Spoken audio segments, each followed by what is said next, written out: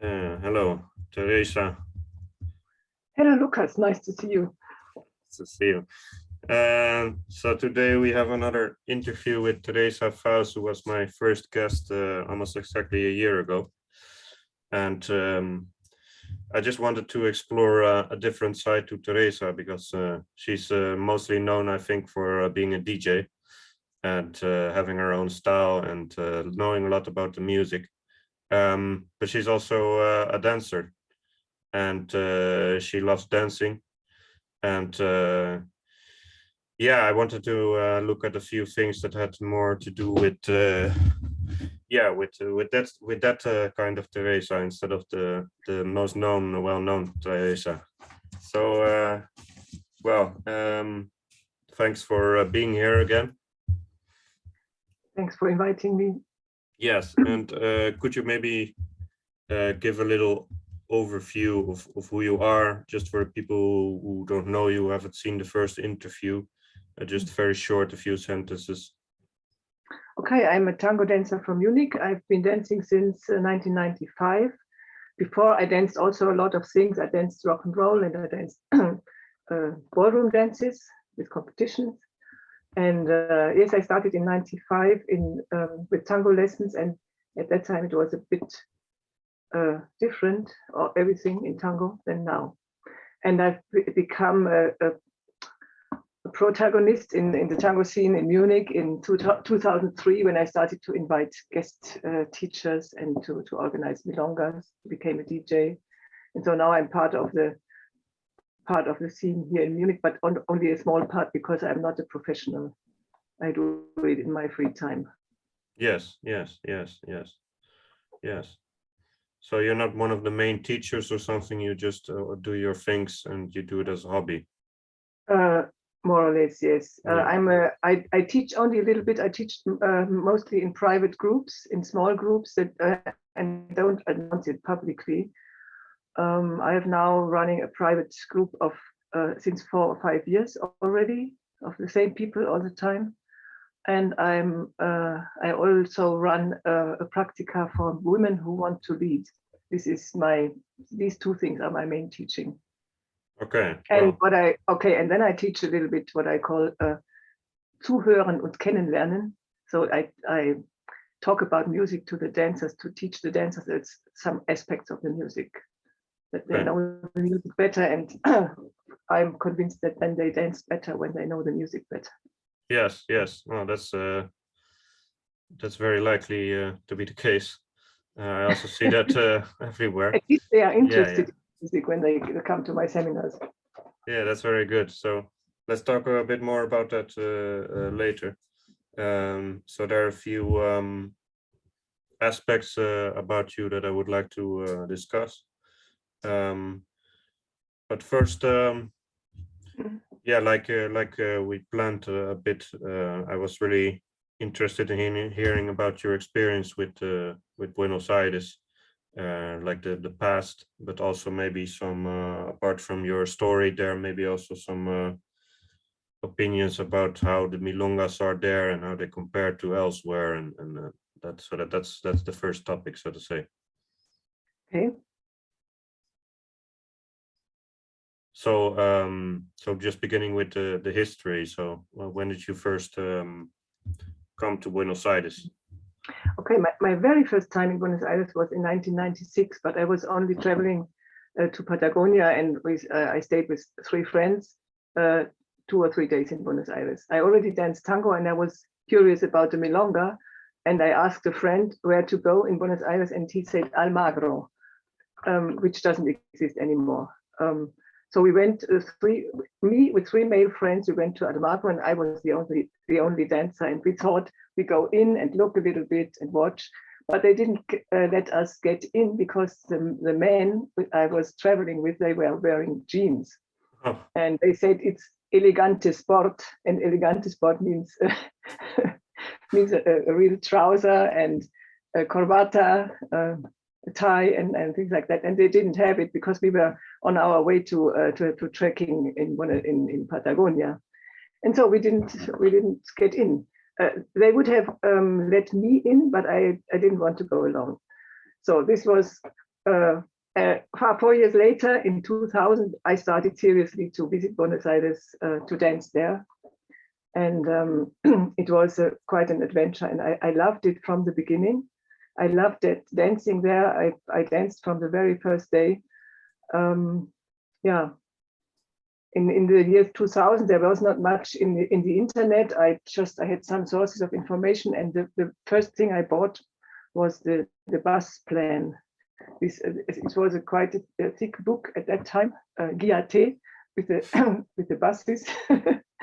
And I traveled by bus. The first day I traveled to Confiteria Ideal, and in the evening I went to El Beso, and I think about one or two milongas a day I did in that times. And then I visited Buenos Aires almost every year until 2016. I only left out very few years, and there was quite a change in the scene there, and also in my attitude, because in the beginning for me it was the heaven to dance. It was much better than to dance in Europe. The music was much better, and then in Europe I enjoyed it more and more, and in Buenos Aires not so much anymore in later times. But then I had friends there, and I took classes, and very important was also to buy music. I went back from Buenos Aires every year with 100 CDs, more or less. This was in the time when I was forming myself as a DJ. So it changed a little bit my attitude to Buenos Aires, but I enjoyed many things from the beginning, and the things I enjoyed were different. Okay. So that there's this gradual evolution in maybe also what you wanted to get out of it, which is normal. If you're relatively new, then it's already exciting. Mm. And later it just becomes different or less interesting in some ways. Yeah.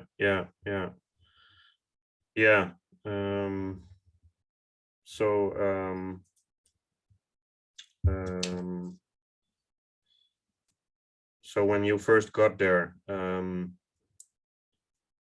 so it was really a different experience than where you were living back then.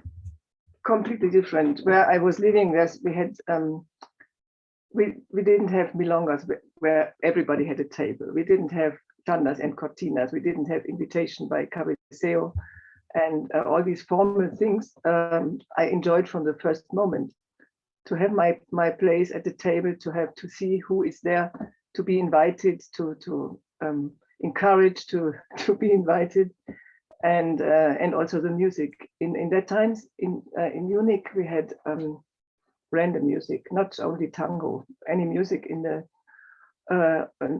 modern music, non-tango music, and also it was from CDs in these times, and many organizers they brought 3 or 4 CDs and played the CDs like they were without choosing songs.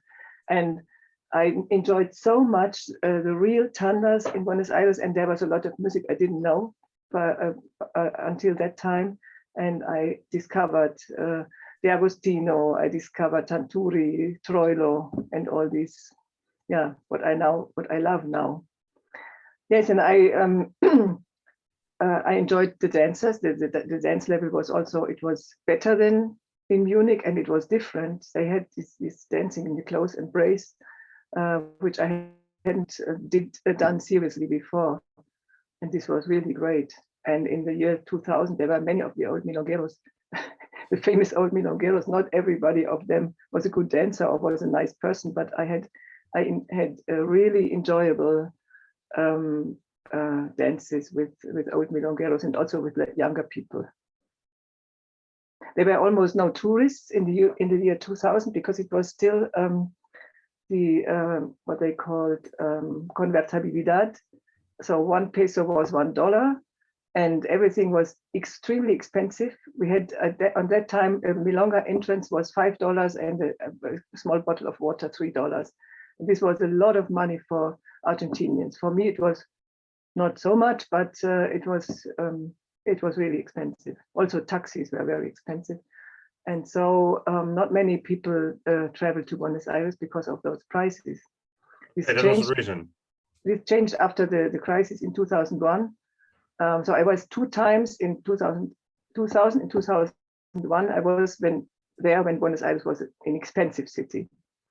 And then my next travel was after the devaluation of the peso, and everything was extremely cheap for us, and it's still extremely cheap for us. And so it's changed completely the representation of tourists in the milongas of Buenos Aires. This was a new groups appeared, and I enjoyed it more before in 2000 and 2001 with the old milongueros, and everybody noticed that there was a stranger, and the strangers were treated well and were asked to dance. So it's like a world that doesn't exist anymore. No, it doesn't exist anymore. And now there is a circuit of milongas where the tourists are. They don't go to the milongas in the barrios, which are a little bit far away from the center, but there are milongas where I guess half of the people are tourists or more. For example, Canning on Fridays, or in Villa Malcolm on some days.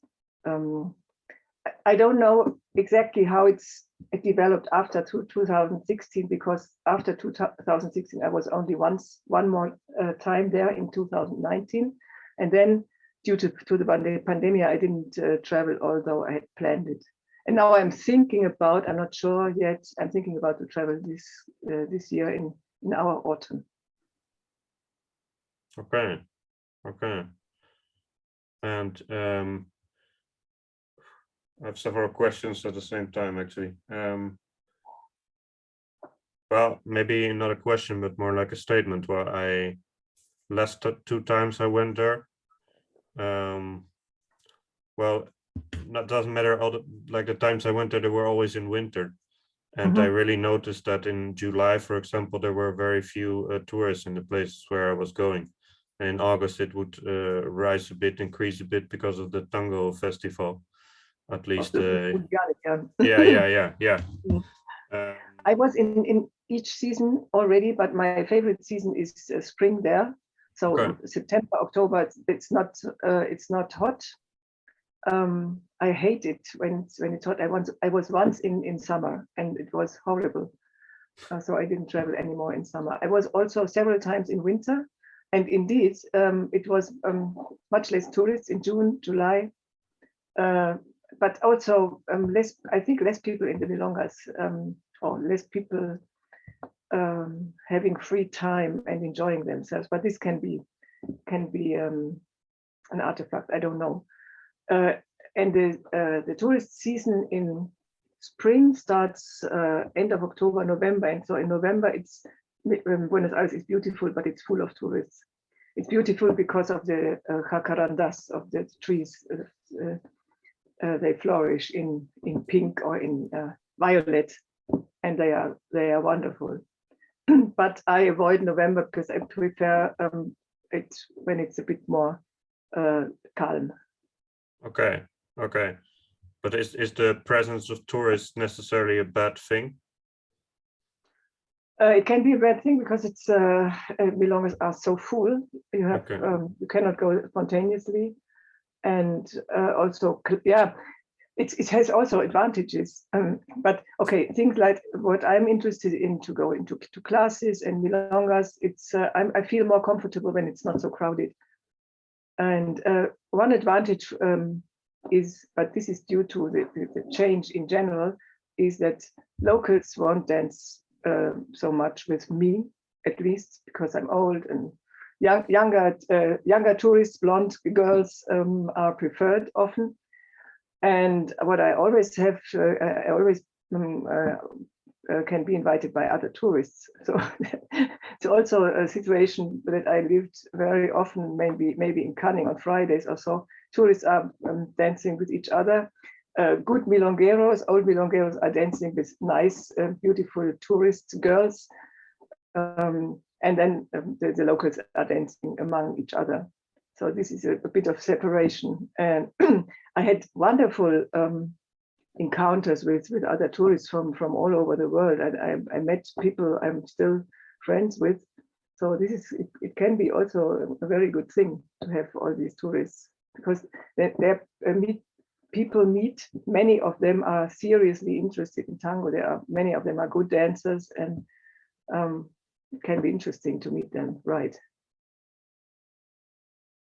And okay, so dancing with the locals was the most important and enjoyable thing in my first years, and then less locals danced with me, and I was also some of the really good dancers I used to dance with disappeared. They were ill or dead, and now some of my regulars 20 years ago don't exist anymore.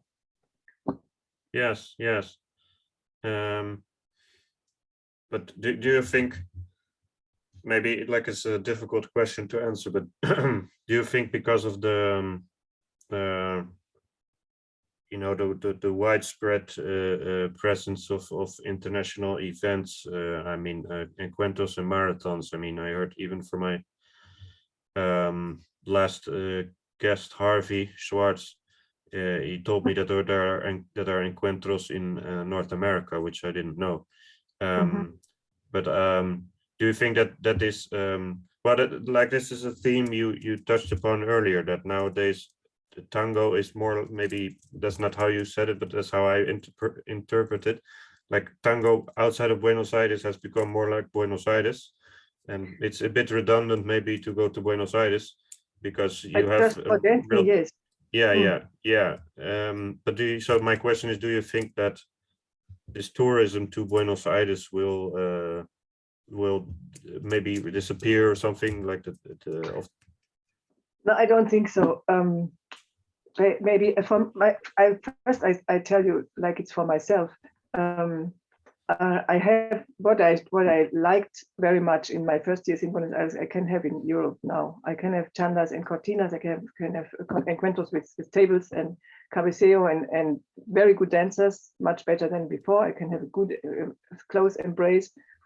So this is indeed often when I come back from Buenos Aires in the last years, I thought, finally I can go to my home milonga or to where I'm used to dance, because it's much easier for me to get good dances with good people.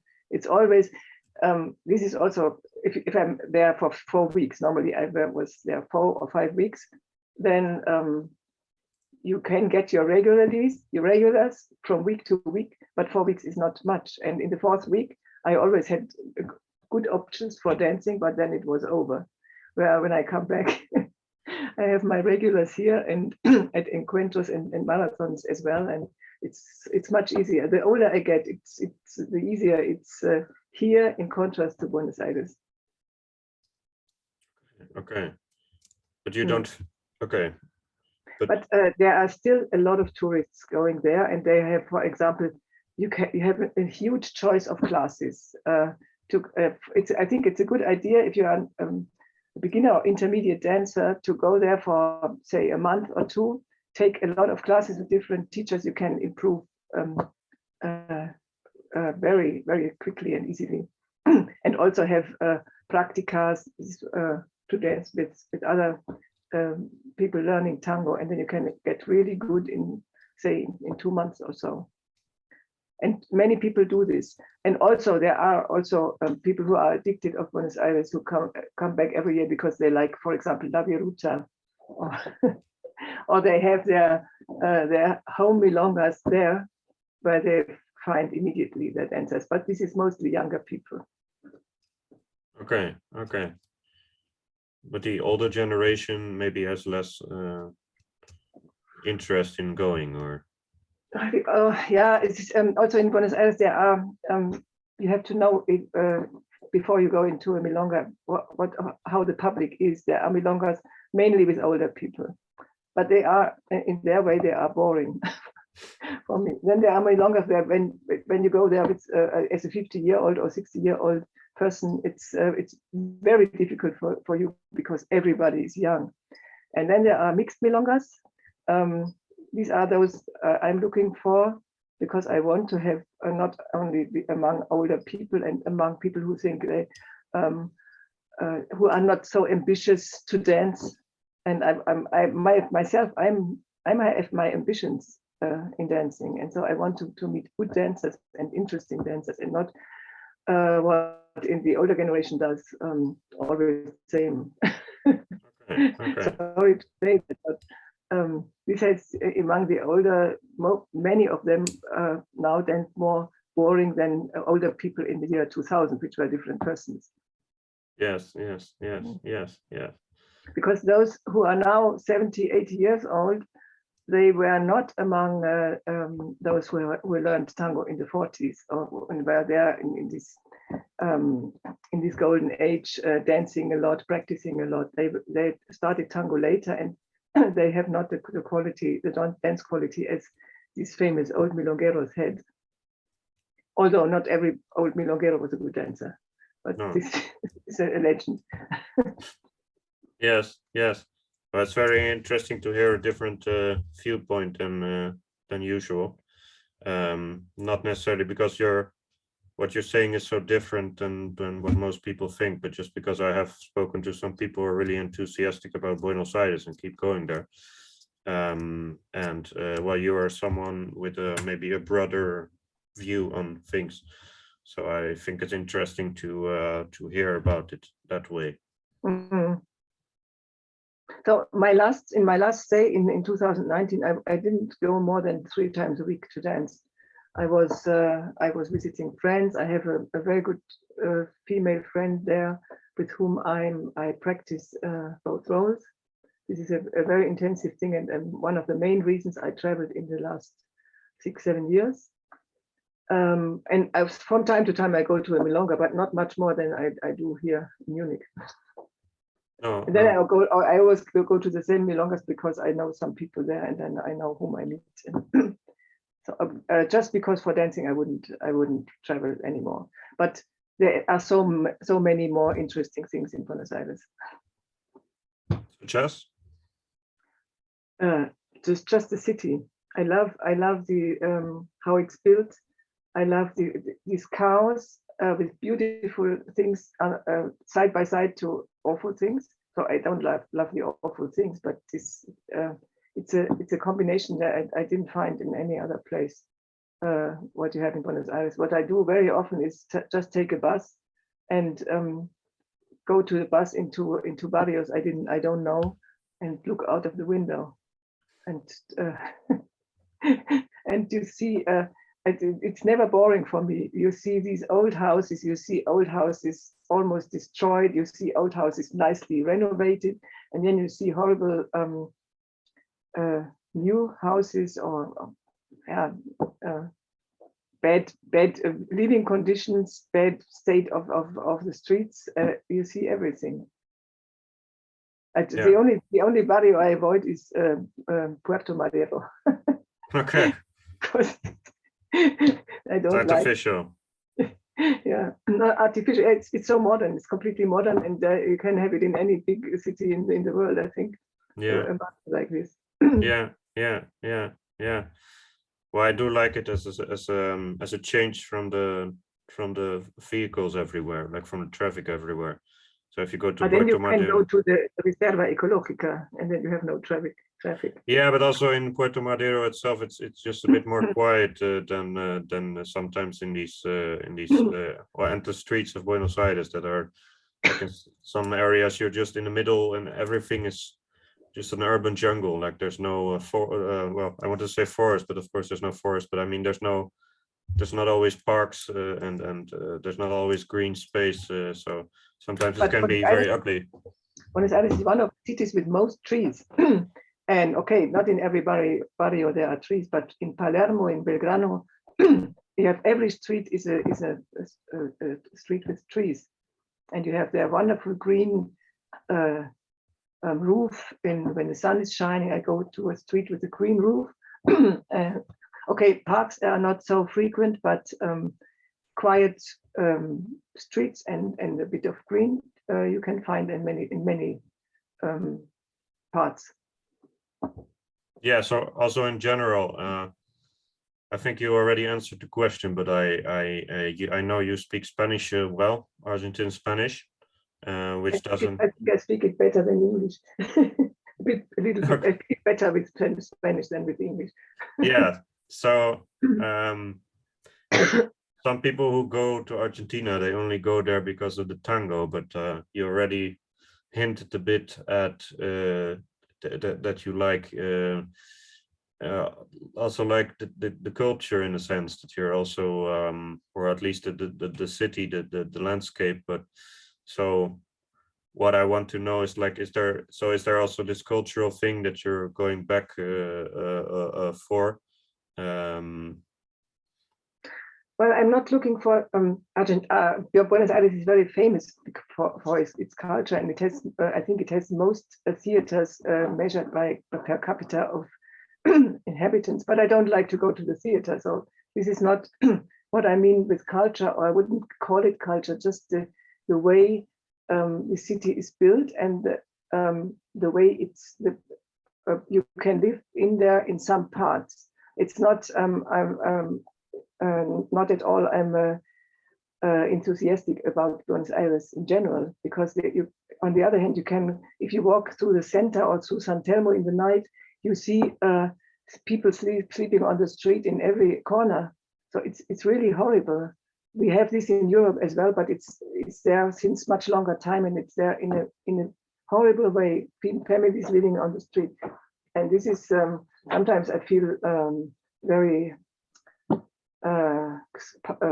separated within myself to enjoy a city where you can see so much poverty and bad living. But in other parts, it's just enjoyable to go to walk through the streets and see with the variety of shops, the variety of food, and the variety of people and music in the street, and all these things. So this is both, and I, of course, sorry, I avoid. Do you need some water? Or? I have some tea left. Okay. There are also issues of insecurity. Some barrios you should not visit in the dark or in the evening, or not at all. And I try to avoid this. But yes, so it's an ambiguous thing to love Buenos Aires. I don't love it as such. But I think this is a difference to people who come there just for tango, because they, at least 5 years ago, they were changing between DNI, Villa Malcolm, and La Viruta, and nothing else. So this is okay. So you can live your tango, and you can have excellent classes, but they don't see much of Buenos Aires, and they don't need to have to speak Spanish. Yeah, that's true. This scene is works in English very well. Okay, the DNI doesn't exist anymore, but I think, I don't know where they are going now, but there are offers for tourists to learn tango and to practice tango a lot. Yes. But maybe I meant more like in a cultural sense, like Argentine culture, like not the city necessarily, or just like speaking the language. Is there something like that you miss when you're abroad? I avoid to travel to countries where I don't speak the language. I do it not very often. So I'm mainly in Spanish-speaking countries, or in countries like the Netherlands, where you can speak English everywhere. No, I don't. I feel bad.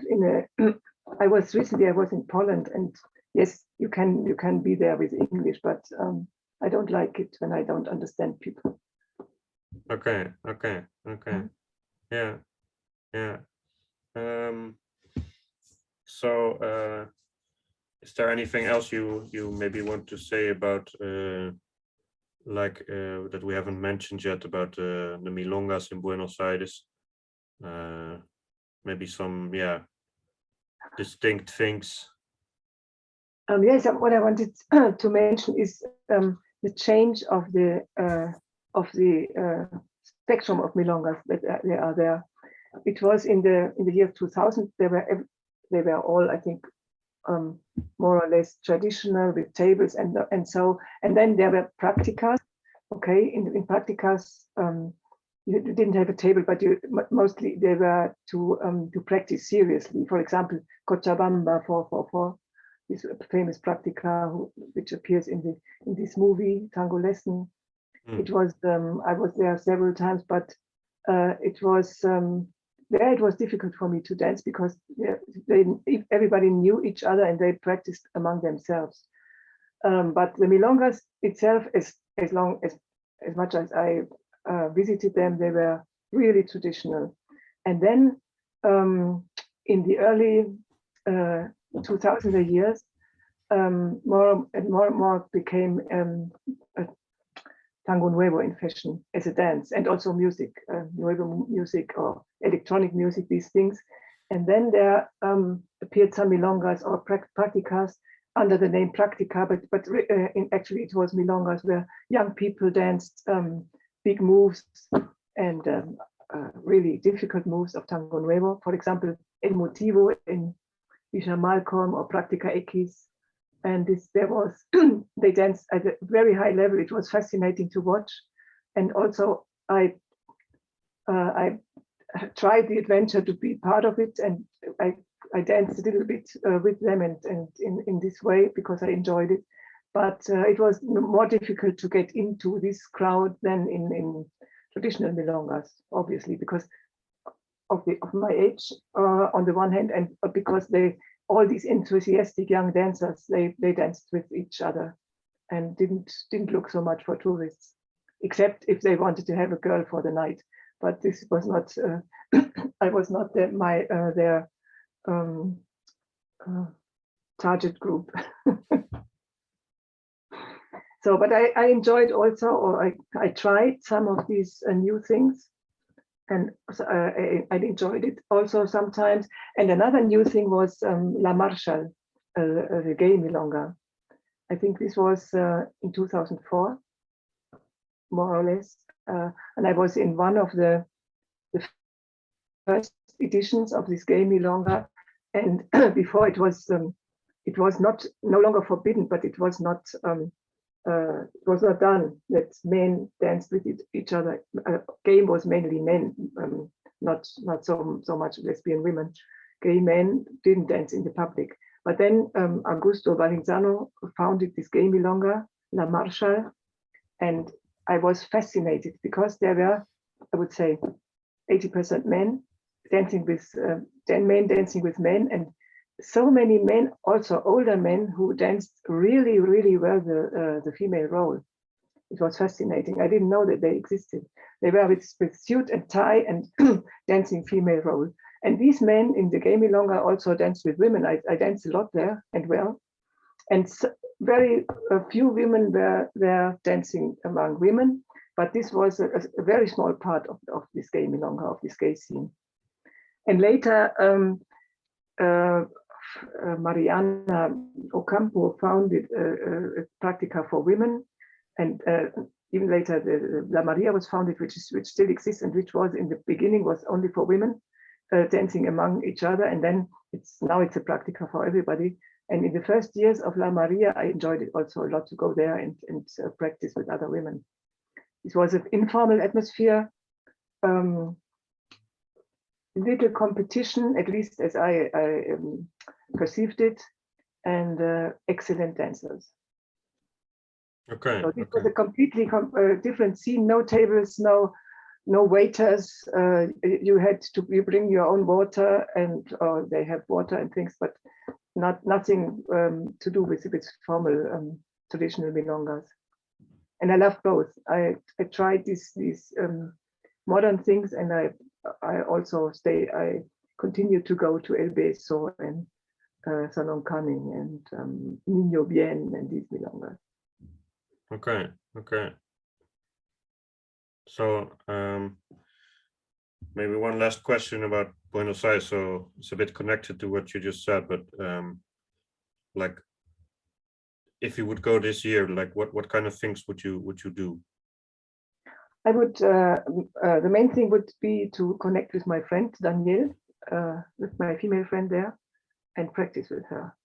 I wouldn't travel if it was not possible. I don't know if she has the time now. Okay, if she's watching, I send her a big embrace.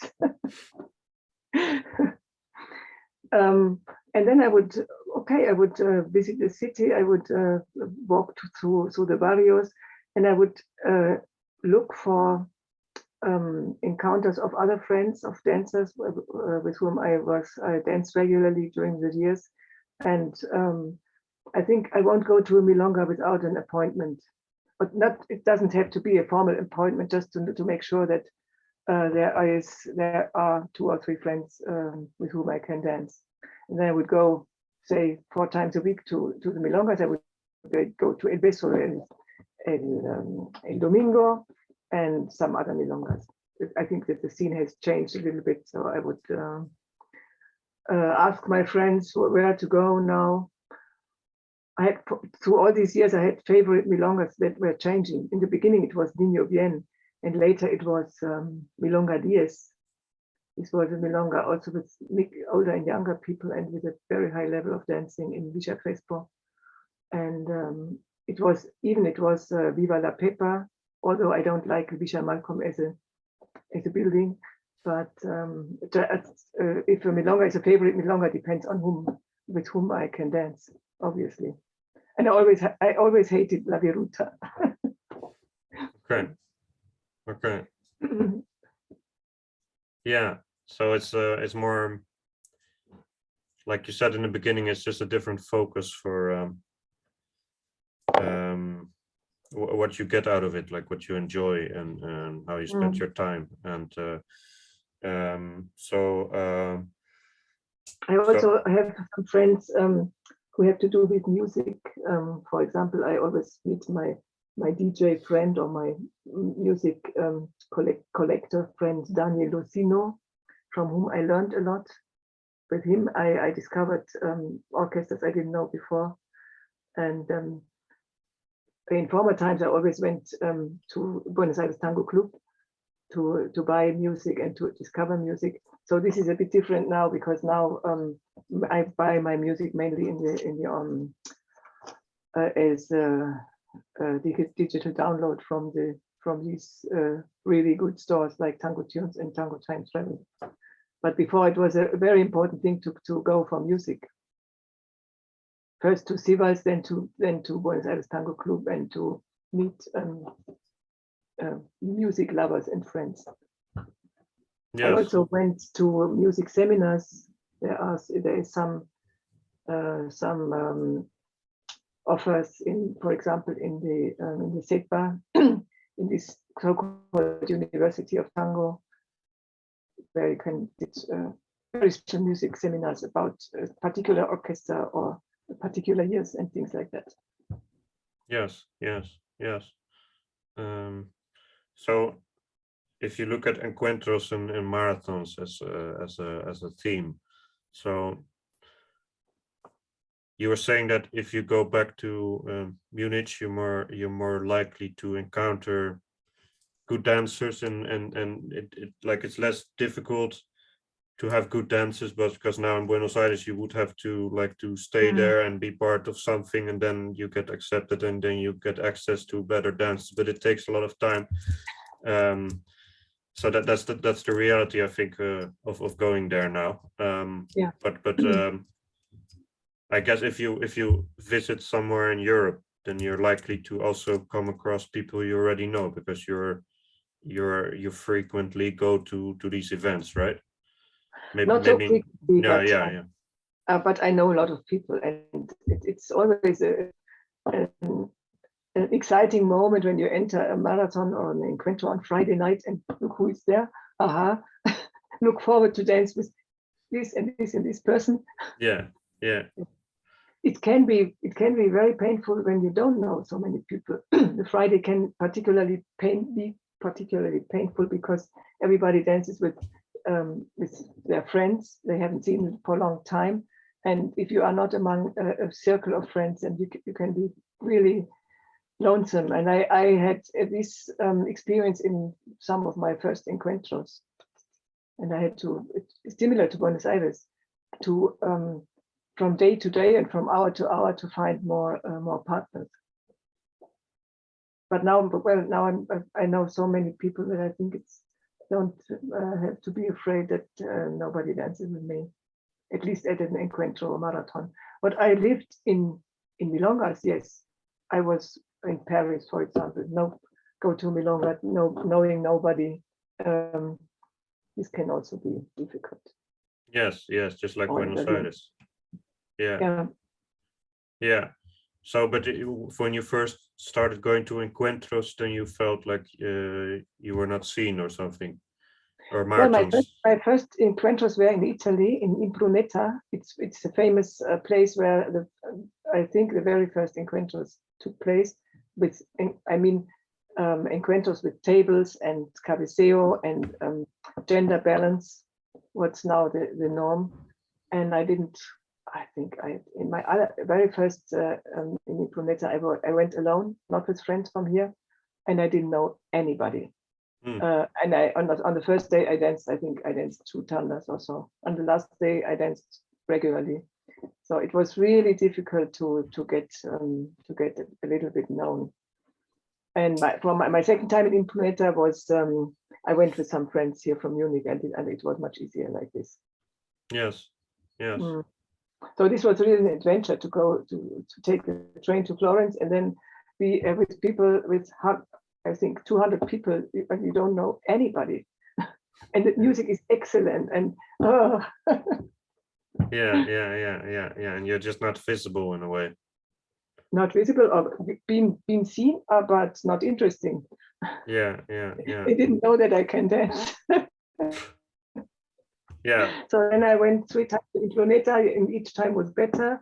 And then this was I think in 2009 or so.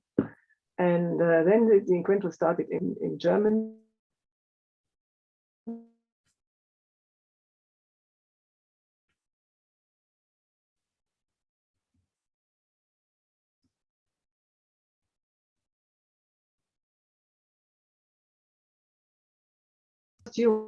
Okay. So I restarted the recording. So you were talking about Germany. So it first became organized in Germany. That's where you left off. Well, I'm still having some problems, I think. Yes, I have a problem with the connection. I think now it's okay. Is it? Yes, it's back to normal, I think. Yeah. Mm-hmm. In Germany it was it's easy.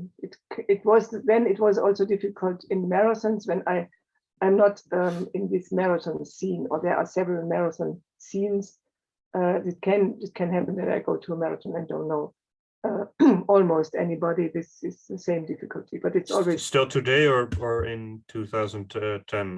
No, in 2010 definitively, and still it happened sometimes in the last years also. Okay.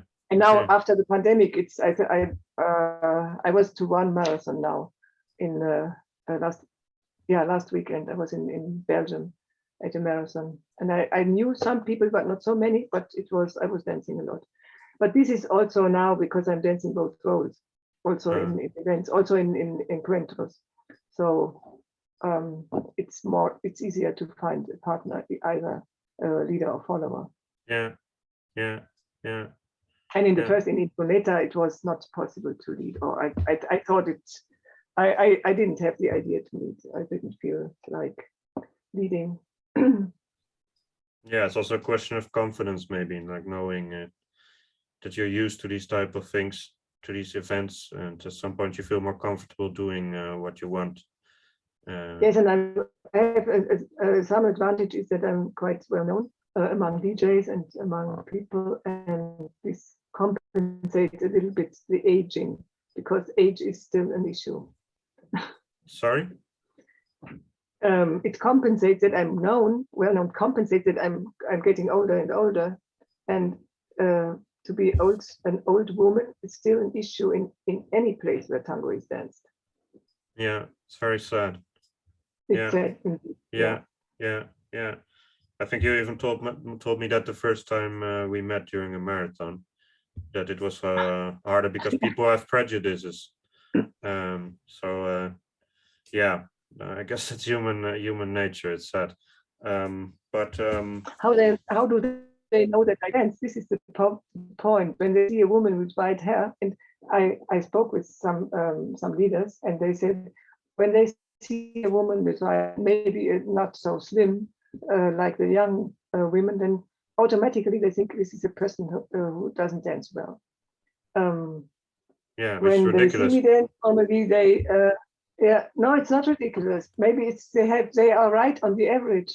Can be because Okay. when they among unknown persons they try to have a high probability to choose a person who can dance well, and then maybe on the average old people don't dance that well as younger people. So I can understand it. So the most important thing is that you get seen dancing. So you have to make sure that there is at least one or two dancers and who dance well. And then when they see me, then normally I get invited more and more. Yes. Okay. And but this how do we say, the circolo vicioso? Yeah, vicious cycle. That nobody knows you, nobody can, vicious cycle. Nobody dances with you, so nobody sees that you can dance, and so you stay uninterested. Yeah. I guess we're having some connection problems. That's not a really good thing because it's a little unstable. Yes, it's actually the first time that is happening to me on Zoom, but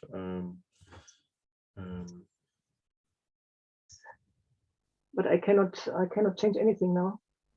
can you maybe turn off the video for a bit? Okay.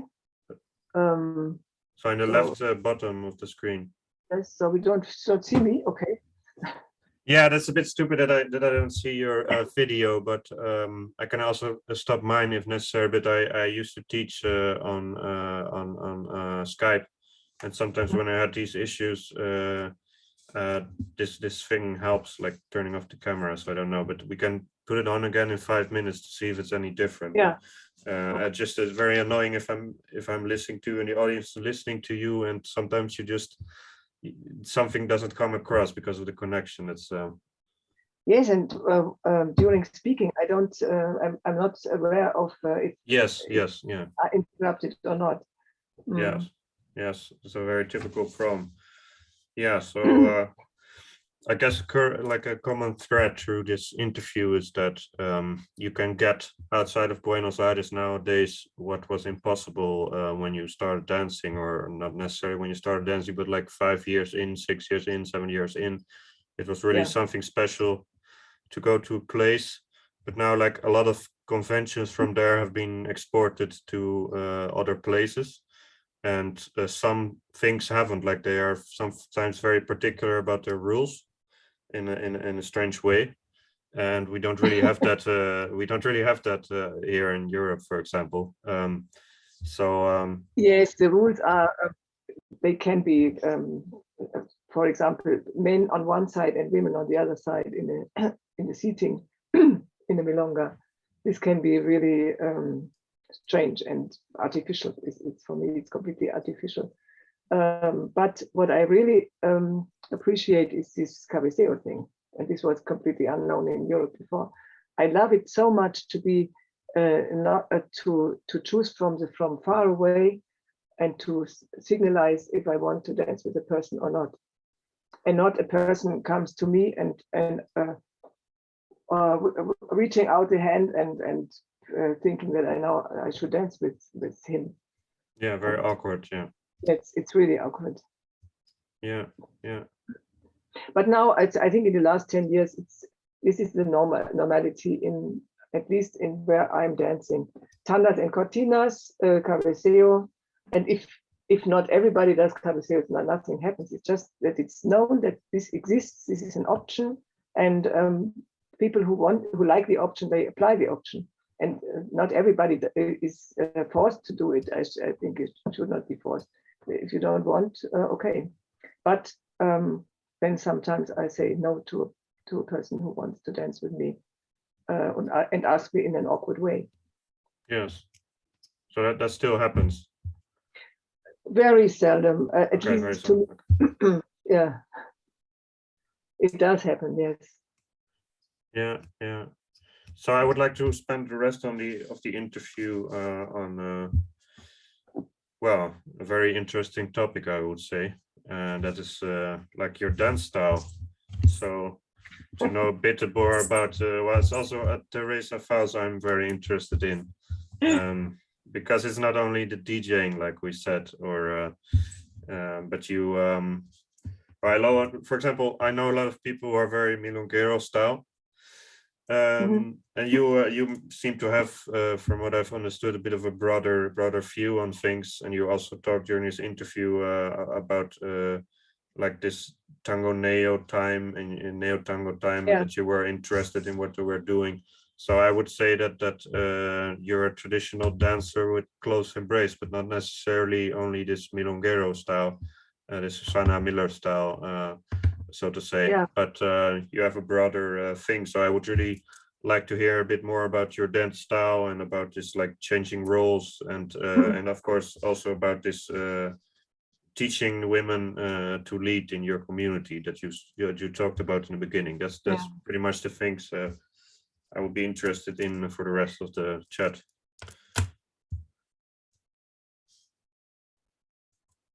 Okay. I took quite many classes with Chicho, with Julio Balmaceda and Corina, with teachers in Buenos Aires who teach this more sportive style, not close embrace, but things like colgadas, volcadas, and any sacadas, ganchos, and all these things. I love them, and with a good dancer, I enjoy it very much to dance like this. You don't meet so many dancers who have style nowadays, but I think it was among the good dancers, it was very common in 15 years ago. And I think the other extreme, the extreme close embrace with small steps, for me, it's a bit boring.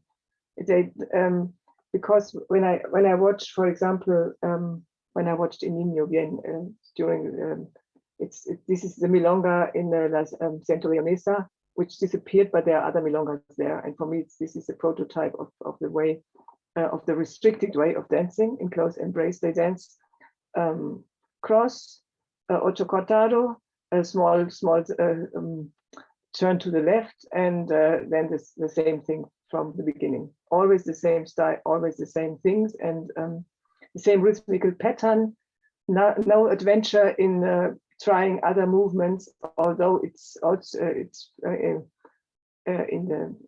within the style you can improvise a lot more than these two movements I mentioned.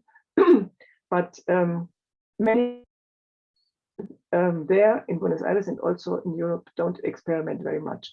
And so I have, on the one hand, I have the interest to explore more the possibilities that there are in close embrace. Also it's not always the same music where people feel safe when they have during a weekend their canaro, their tanturi, and so on. I also want to try this with other music. Can you hear me, Luca? Yes. I just turned off my camera because it started becoming a bit unstable again, but I hear everything now. Yes. Good. I'll try to say. There's a lot to explore. I'll try to say yes a bit more often. Yes, please. There's a lot to explore within this really a close embrace style, but also within the close embrace style, you can stay always in the same way in a B position, in this open, on the close side close, and on the open side more open, or you can stay all the time completely in front, but you can also change this the relative position of the two dancers in the close embrace. You can open one side or open the other side, and I studied these possibilities, for example, with Maya and Marco a little bit, and then you have a much more broader spectrum of possible movements than what is done in many places. And the Encuentro dancers I like much to dance with. They have this flexibility and this creativity. Yeah. Now. And I also learned that many of the movements that were etiqueted with labeled with Tango Nuevo, many of them can also be made in close embrace or not that open. And so in small colgadas, small volcadas, soft ganchos, for example, these are things that are for me really interesting. And Yeah. I explore them myself when practicing with the women, or I explore them myself in both roles. And so, and I'm not the only one. There are, I know many dancers who try to incorporate into their repertoire all these options. And tango itself has the potential to have all the options regarding the embrace and also the repertoire of movements. Yeah, so it's like a hybrid form. Like you still want to dance close embrace because of the value of being close embrace. Exactly, but not. I open when I feel better in a certain movement to open, but I wouldn't call it hybrid. I would just call it to use all the possibilities that are in the tango, possibilities of movements. And in this improvisation thing, then we can do a lot more than is done in the routines of the milongas. Yes, yes, yes. But it does depend on space, right? Like how much space there is socially on the floor. No, okay, yeah, it does depend on space, but there is much less restriction by space than people think. This is also a thing I'm practicing a lot. To be in my own milonga, for example, I'm very strict with the ronda, and if somebody dances zigzag or doesn't respect the lanes, then I go to them and ask them to respect these rules. But in a ronda, maybe in a strict ronda, you can have a lot of options. Maybe not if the next couple is 30 centimeters behind you and the couple in front of you is also 30 centimeters. Then you cannot do much. But if there's half a meter or 1 meter or so, you can do all the spectrum of movements, just adapting to the line of dance, adapting the direction in which you start a turn or finish a turn to come out in the line of dance. For just one example, or to make a big side step, but not to the sides relative to the lane, but in direction of dance, and then make a big side step and then a quarter turn, and then you are already then you can walk. You know what I mean? Can you imagine what I was? Yes. Yeah. Can you maybe start your video again? Let's try if the connection. Things like that, and these things. It's more nice with video, yes. Yeah, but we'll have to see if it remains stable. Because it's been stable for a few minutes, so maybe it also works with camera. I just want to try because it's better with camera, obviously. I prefer to see you. yes, sure. Maybe if I can interrupt you, like I recently danced on an extremely busy floor. Like there was pure Buenos Aires in a sense, but then in Amsterdam. But I was really annoyed that someone behind me was still making big movements. So I kind of like taking more space. Like when I have space, like you say, when this half a meter, like I like not staying very small, because you can use the space you have and make beautiful movements. Like it doesn't have only to be these small ocho cortados all the time. And I think I recognize something of what you say in Buenos Aires. Like there are some of these people who are just like they're pretty good dancers, but they're just dancing constantly to the rhythm in the music with these types of movements, whereas you can also take pauses or do all different movements. And for example, yes. yeah. And what I wanted to say is that even in this, so little space. You can dance another thing than always the same choreography. Yeah. Because this is an automatic. You can, for example, you mentioned pauses. You can change the rhythmical pattern without taking more space. Or in Otto Cortado on the other side, there are some possibilities. Of course, it's necessary to have more space, but little space does not restrict you to dance always the same. Yeah. Because this, yeah. What I really love to do to explore possibilities. For example, for small space, for maintaining the direction of dancing, adapting movements to the ronda, all these things. It's very interesting, and it raises creativity instead of blocking it. It can be a very. Okay, I lost you there, I think.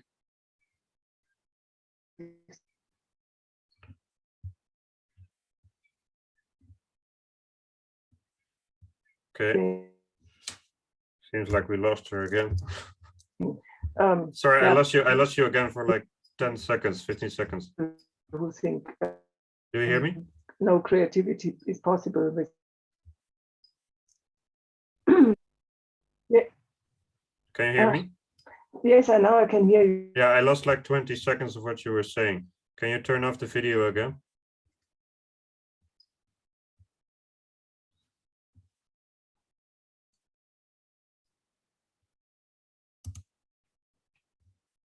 Can you hear me now?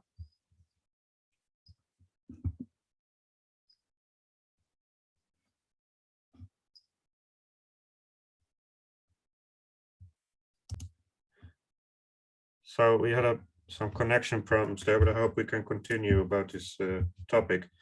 So I missed a bit of what Theresa said. Are you with me now? I'm with you, Lucas. Okay, great. So maybe okay, maybe recap what you were just saying. That's maybe the best way. Yes, I was saying that creativity is not necessarily blocked by a little space.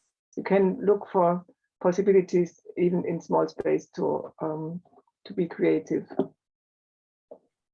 And yeah, this is what and this is what I love to do, to explore possibilities of movement in small space, in big space, of course, as well.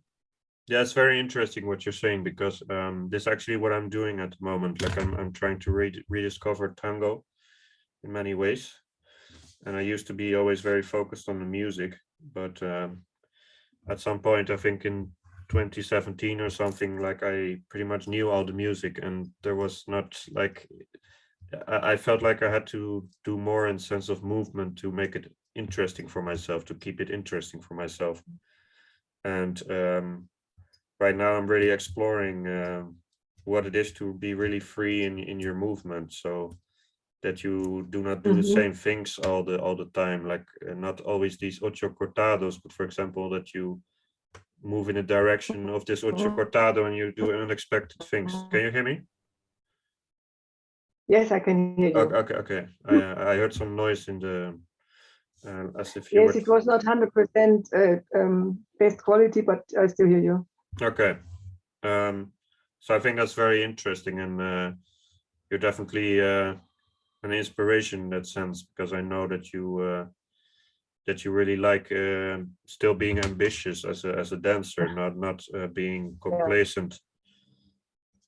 And for me, the most important thing is to practice, to have a possibility to practice. So yes. Either with a fixed partner, or maybe I don't know how it's in your region where you are living, if there are practicas where you can just go there and practice. I take the opportunity of this group of women that I practice a lot, leading and finding out what else I can do, and also following. Yeah, so I guess that's something I would like to hear a bit more about in the remaining time. You mean about this the women? Yeah, and also about your teaching activities. Mhm. Okay, then I teach. I mentioned the beginner group. I'm teaching them continuously, and in this group of women, I only invited women to this group. This may sound arrogant, but only women who are really good followers, good and routine followers, because this is a setting where it's optimal to practice leading. Because when two women practice together, one follows, one leads, then the follower can immediately respond like a good follower to what she is led, and so she can give the perfect feedback if something is not clear, if something is too strong or uncomfortable, and if it's all good followers, then we can trust this feedback. If a beginner leader practices with a beginner follower, then it's not clear if the response is bad response is due to the leading or to the follower itself. And so we can trust in our followers to give us the exact feedback that we need to improve the lead. And this is, for me, it's fascinating how when we have new people, new women in the group, and they are good followers, how quick they get good leaders. Because just they have this perfect setting for practicing, and they are all also, there's a lot in common for leading and following. The way to move, the way to step, the embrace, it's there is more common than different between leaders and followers. And so beginner leaders who are good followers are in very little time, in a few months or so, they can become excellent leaders. Wow. But also musically. Okay, the musicality, I treat it in these classes as well, but sometimes I do extra classes of musicality. It depends. First, it depends on the musicality of the person, but the focus on this in this woman group is indeed the movements and the technique of following and leading, and leading without force, leading by invitation, things like that. If I practice with somebody, I give also feedback to the musicality, but sometimes I address musicality as an extra topic, because it's not necessary that somebody who moves well does it in a fine way with the music. Yeah. So separate topics, in a way. It's a separate topic. In my other group, I have now the format that I teach in one unity of 2 hours. I teach only with music of one orchestra. And in the beginning, we listen a little bit to 2-3 songs of this orchestra, and I point out the particular things stylistically of this orchestra, and then we move. We try to make maybe the way of walking or the way of doing an odd show adapt to moments in the music. This is what I always practice in the beginning, single work without partner, and then we try it with partners. And so this is also appreciated by this group because they learn about the orchestras, and they learn how to adapt their dance to the particular music. Yes, and you seem to be very apt at teaching both things. I'm enthusiastic with these things, with the music, and maybe therefore it's I get good response. Not always, but in general they learn a little bit. Yes, but also not only because of the music, but also because you always want to keep learning yourself in terms of movement, and that's also something that goes together. Like, you don't only do the movement because of the movement, but also maybe to express things in the music in different ways. Yes. So, well, the first step is, if it's a new movement, to try the movement. But when you manage the movement more or less, then you can look how it goes with the music. Yes. Wow, it's quite inspiring to talk with someone who does these things. because I think a lot of people tend to be stuck in patterns and old habits. It's really good if There you. are also many interesting dancers who do more or less the same, maybe with different settings, but the really interesting dancers, they do it. It's, or let's say, really musical dancing has increased a lot in the last years in Europe. It's really, if you go to a good weekend event, you can have lovely moments with musical dancers. I feel like there's a but. Hello? Hello? Yeah, I feel like there's maybe a but here, like a What do you mean? Well, their But music. I was expecting you would say something like their musicality has really been growing, but not everyone is no, is it's growing. I maybe. think in general it's growing because I think it's there is more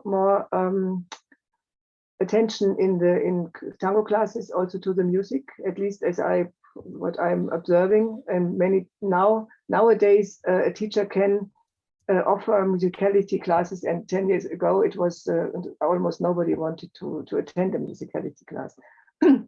As an organizer of guest teachers, I observed this phenomenon. Now they want to learn to dance musically, and also musicality class some years ago was mostly, it was compass, was the beats and maybe a double beat and syncopa and counting and clapping. But this is only one small aspect of musicality.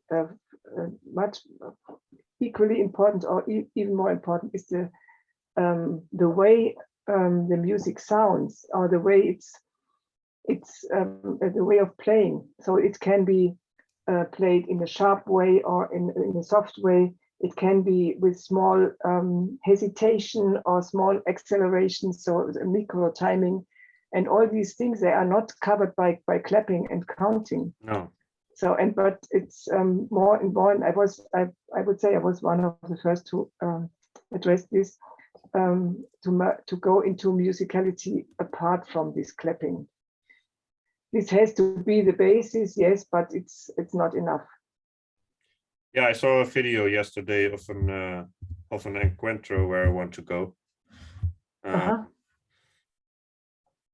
And I really noticed that some people were very advanced in a musical sense. Like, well, I am and you are, that you hear a song not as some kind of collection of beats, but just as a story where you have all these nuances, and where you can pick so many different things and qualities in the music to dance to. And I was quite surprised, because it can sometimes be rare to see like even people who are good dancers in a literal sense, that they seem to be quite superficial musically. But then you start seeing people who really know the music, and it shows. So then I prefer a guy who dances only otto cortado and small giro to the left when it's done in a musical way. Yeah. I prefer him against a guy who knows 7 types of sacadas and ganchos and does it in a stereotype way, just on the beat and nothing else. Yeah. Enough. Yeah, it's funny how you see this difference. For example, in one of these videos, you see the type of guys who do that, and some people are more really listening to the music. And it's very interesting. When I want to write something, what I experienced last week is that one of my favorite followers, like I followed her for the first time. And or maybe the second time, but this is I just noticed that because she also knows the music to a certain extent, even though she's not very good at leading yet, but she knows the music to a certain extent. And while I was moving, I just felt like I wasn't necessarily follower in a very strict sense, but I felt like you just become one because of the music, and you both hear the music, and the movements are adapted to the music, and then sometimes I feel like I'm not even consciously following, but it's just natural to. It's very interesting stuff. Exactly. This is what for me is the ideal way of being a couple. And by the way, following is for me, following is not just following the one-to-one what the leader is leading, but it's also maybe to do a little suspension, or to bring to bring a micro timing into a turn or into a notch, to make my own without stopping to follow, but to bring a nuance into the steps that I'm following. Yes, yes, yes. And this is also what we sometimes we are practicing with the women also, details like this. Although it's mainly a leading class, but it's also there are also interesting things for followers to discover. Yeah, it's something that I have taken 2 private lessons since I came back to tango, so to say. Mm-hmm. And both in the first and second, I hadn't had a lesson for 4 years, and then you're bound to be full of like strange things technically, or with your pose, or your like and this teacher, like after just one song, she already diagnosed like 3 things that are important, and one of is that I was putting too much force in the leading. Mm-hmm. And she also made me feel it the other way around, like as a follower, how it feels when you're like being pushed into a position instead of it being an invitation. And Very important. Yes. yeah. As a leader, this is especially when I teach women to lead, and women don't have much force, and I'm against that women try to apply force. It's always an invitation, even if you do just a side step or a walking step. You do it clearly for yourself, and trust that the follower wants to be with you, that the follower wants to connect with you, and then the follower's task is she feels through the connection the step, and then she does it. She does it with her force, with her leg, and not by pushed or drawn or moved passively into a direction. And this is a big contrast to how I learned tango when I started in the 90s. There was a lot of force applied by the men in that time. And this is, I think it's a general trend to dance without force, but I try to do it in an extreme way. Yes. So that everything is an invitation, like every and sometimes sometimes the invitation is not so clear, or it's ambiguous, and then something happens. Maybe it's something else than the leader had planned, but this is the moment where the leader has to follow, because the leader always has to follow the result of what happened, what the follower did, and then in the end of a movement, the leader adapts, and both are together once more. So leader invites, follower does with her own force, with her own body, and leader adapts to the result. This is how it works for me, and it can be fascinating. Yes. Well, that's super interesting stuff. So yeah. Well, I like to have conversations like this as well. But usually I tend to be focused on other things, but it's also really good to talk about tango technique and about dance's movement, and to really remind everyone that the sky is the limit in a sense in tango, and that you can always keep learning, and you can always improve on yourself. And I really wish that more people wouldn't be so stuck in their pride, but that they kept learning and just considering themselves a beginner in a sense, because in one way or another you're always still a beginner, and it's good to have an open mind. Yes, of course. And I look for when I learn myself, I take classes myself, and most things. Mostly, I take private classes from teachers I like very much. Yes. When I like their dances, and this is how I learned in the last years. I didn't hardly do group classes, but private classes. Yes. So you think they're more useful?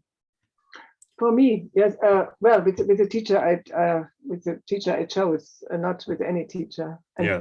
But actually, during the pandemic, I had no class at all, neither private nor group. I only taught my own classes, but now I'm starting again to learn myself. Okay. Well, I have to leave it here for today. But thanks for everything we were able to discuss today. Let's try the video in the end once more, right? Yes. Oh, yeah. That's a good idea. Yeah. Because it's yeah. Oh, I almost clicked on stop recording. That's not the point. Start video. Yeah. So Yeah. Unfortunately, we had some issues there with the connection, but I think it was a very interesting conversation, and also a bit different than what I usually do. But I always try to keep innovating myself and try to keep reinventing what I do, because otherwise there's always the risk that after a while things just become like a bit stale, like a bit But your guests are so repetitive. so it will be different every time Okay. you have an interview. Okay. Well, it's good to have that perspective from someone else as well, but I always fear that I become repetitive in one way or another, and maybe it's not even the case, but No, it's I don't think so. okay. So But even, I hope to dance a tanda with you soon. yes, who knows? Yeah. So if you ever come to the Netherlands or something, well, I let you know. Yes. yes. So thanks for now, and well, hopefully see you another time. Thank you, Lucas, for the invitation. It was well, technical problems, but it was fun to talk with you once Yes. more. Great stuff. Bye. Bye bye.